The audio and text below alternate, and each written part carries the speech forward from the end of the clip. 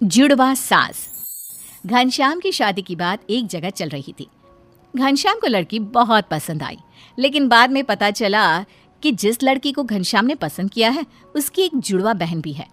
उन दोनों जुड़वा बहनों का अपने पापा के अलावा इस दुनिया में कोई नहीं था और इसीलिए मरते वक्त दोनों जुड़वा बहन के पापा ने घनश्याम से कहा कि वो उन दोनों के साथ शादी कर ले और अपनी सारी जायदाद उन्होंने घनश्याम के नाम कर दी। और इस तरह घनश्याम दो जुड़वा पत्नियों का पति बन गया। उन दोनों बहनों में से एक का नाम था रमा और दूसरी का नाम था सारिका। धीरे धीरे वक्त बीतता गया।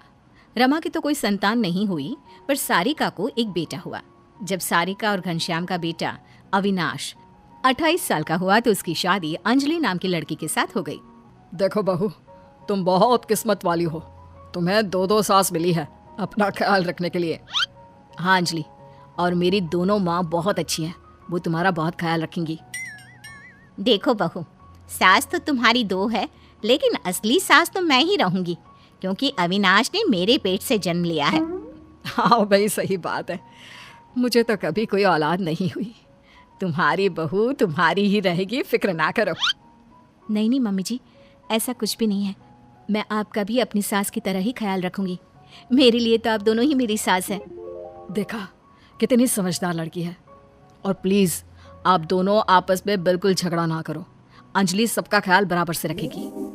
एक दिन सुबह के वक्त, अंजलि बहू, जरा मेरे पीने के लिए थोड़ा पानी तो गर्म कर दो। ये लीजिए मम्मी जी, आपके लिए गर्म पानी। अरे अंजलि, मेरा टिफिन तो बना दिया है ना, ऑफिस के लिए देर हो रही है। बस 5 मिनट लगेंगे, थोड़ा सा इंतजार कर लीजिए प्लीज। बहू, मेरा नाश्ता कहाँ है?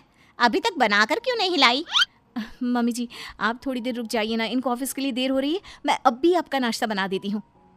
जब रमा ने तुमसे पानी लाने को कहा तो तुम लपक कर ले आई, और मेरे नाश्ते के लिए मुझे इंतजार करने को कह रही हो। अरे नहीं नहीं मम्मी जी, ऐसी कोई बात नहीं है।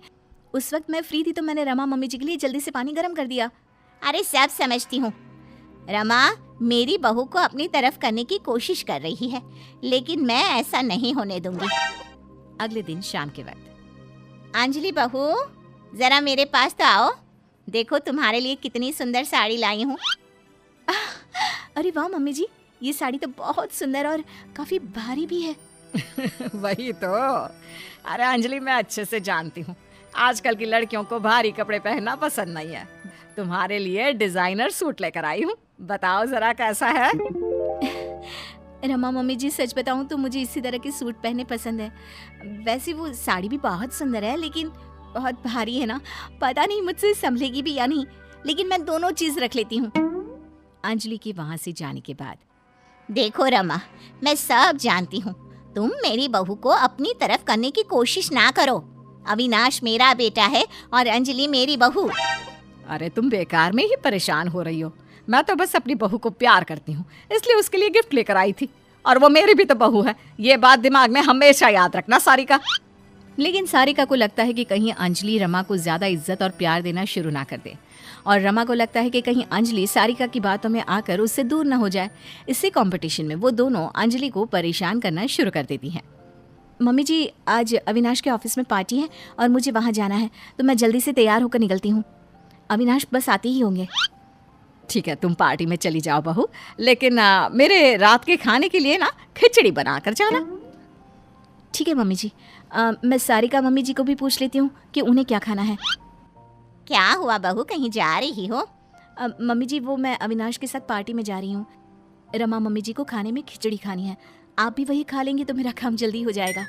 नहीं नहीं, मेरा तो आज पनीर की सब्जी खाने का मन था। मेरे लिए तुम थोड़ा पनीर ही बना दो। लेकिन मम्मी जी, मुझे देर हो जाएगी। अच्छा, खिचड़ी बनाने में देर नहीं होगी तुम्हें? अब अंजलि अपनी दोनों सास के लिए अलग अलग खाना बनाती है और बुरी तरह से थक जाती है। थोड़ी देर बाद जब अविनाश उसे पार्टी के लिए लेने आता है। अरे अंजलि, तुमने अपनी क्या हालत बना रखी है? पार्टी में नहीं चलना है क्या? अविनाश, मैं बहुत थक गई हूँ, मेरा पार्टी में जाने का बिल्कुल भी मन नहीं है। प्लीज आप अकेले ही चले जाइए। कुछ दिनों के बाद, सारिका बहू, मेरे सर में बहुत दर्द हो रहा है, जरा बाम तो लगा दो। सर दर्द से फटा जा रहा है। अरे अंजलि बहू, बेटा मेरे घुटनों के दर्द की दवाई तो ले आओ जरा मेडिकल स्टोर से। अविनाश को तो ऑफिस से आते आते देर हो जाएगी। मेरे घुटने तो पूरी तरह जवाब दे चुके हैं, उठा भी नहीं जा रहा। अंजलि पहले मेरे सर पर बाम लगाएगी, उसके बाद में तुम्हारी दवाई लेने जाएगी। नहीं नहीं, बाम तो बाद में भी लग सकता है ना। अरे मेडिकल स्टोर बंद हो जाएगा, उससे पहले अंजलि मेरी दवा ले आए। हे भगवान, ये जुड़वा सास के चक्कर में कहाँ फंस गई। ये दोनों तो कुछ भी समझने को तैयार ही नहीं है। अब क्या करूं। ऐसे ही समय बीतता जाता है। कुछ दिनों के बाद अंजलि प्रेग्नेंट हो जाती है। जैसे ही अंजलि के प्रेग्नेंट होने की खबर आती है, रमा और सारिका दोनों बहुत खुश होती हैं। अंजलि, मैंने तुम्हारे लिए लड्डू बनाए हैं, ये खाना, तुम्हारा बच्चा बहुत हेल्दी होगा। देखो अंजलि, ज्यादा घी और लड्डू खाने से शरीर पर चर्बी चढ़ जाती है। तुम्हें अपनी सेहत का ख्याल रखना है या नहीं? तुम ये फ्रूट्स खाया करो बेटा। लेकिन मम्मी जी, मैं दोनों चीज भी खा सकती हूँ ना, थोड़ा थोड़ा करके। अरे मम्मी, अंजलि का जब जो खाने का मन होगा वो खा लेंगी। आप दोनों इतना परेशान क्यों हो रही हैं? देखो, तुम दोनों अपने अपने चक्कर में वैसे भी बहू को बहुत तंग करती हो। अब वो प्रेग्नेंट है, उसे थोड़ा तो चैन लेने दो। मैं तो अपनी बहू से बहुत प्यार करती हूँ, अब 2-4 काम करवा लेती हूँ, तो इसमें क्या गलत है?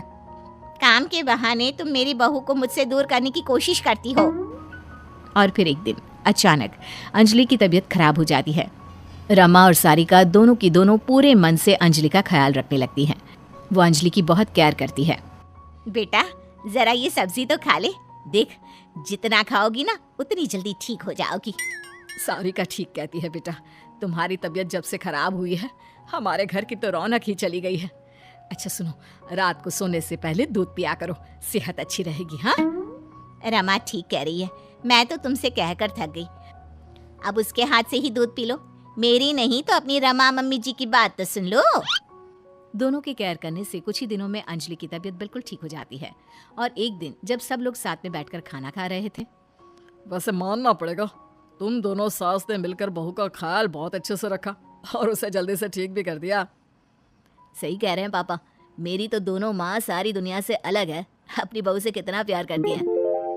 हाँ मम्मी जी, आप दोनों को लगता था ना कि मैं रमा मम्मी जी की या फिर सारिका मम्मी जी की ज़्यादा केयर करती हूँ, लेकिन आपने देखा जब मेरी तबीयत खराब हुई तो आप दोनों ने मिलकर मेरी सेवा की। अब वादा करिए आप दोनों आगे भी ऐसी ही रहेंगी, क्योंकि मैं आप दोनों की बहू हूँ और दोनों से प्यार करती हूँ। सही कहा अंजलि, हमसे गलती हो गई। और मुझे भी अंजलि पर अपना इकलौता अधिकार नहीं जमाना चाहिए। हम दोनों जुड़वा हैं और हम दोनों जुड़वा सास आज से हमेशा एक साथ रहकर अपनी बहू को प्यार करेंगे।